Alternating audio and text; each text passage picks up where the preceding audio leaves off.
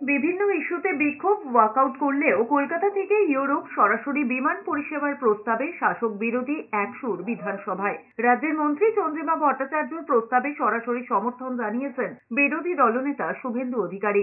রাজ্যের বিরোধী দলনেতা শুভেন্দু অধিকারী বলেছেন, ইউরোপের একাধিক দেশ থেকে সরাসরি কলকাতায় বিমান পরিষেবায় কেন্দ্রের ছাড়পত্র রয়েছে, ফলে নতুন করে অনুমোদনের প্রয়োজন নেই।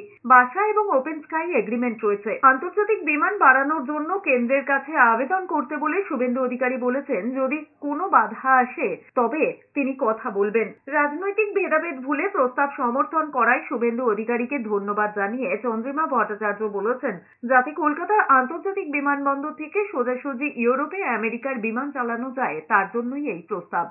এই কলকাতা এয়ারপোর্ট, এখান থেকে এটা যে ইন্টারন্যাশনাল এয়ারপোর্ট, সেই ইন্টারন্যাশনাল এয়ারপোর্ট থেকে ডাইরেক্ট কানেক্টিভিটি কোথাও ইউরোপিয়ান কান্ট্রিজ অথবা ইউনাইটেড স্টেটস অফ আমেরিকার বিভিন্ন জায়গায় সেটা নেই। এটা আগে স্টপ ওভার ছিল, মানে এই এয়ারপোর্টে এটা স্টপ ওভার করে অন্য জায়গায় লোকে যেতেন। এখন স্টপ ওভারটা এখান থেকে উঠে গেছে, যেহেতু এই এরা এখানে এই এয়ারলাইন্সগুলো বন্ধ করে দিয়েছে। আমরা বাংলার উন্নতির জন্য সমর্থন দিয়েছি, উনিও ধন্যবাদ দিয়েছেন। এটা তো স্বাভাবিক, তো এটা প্রথমবার নয়।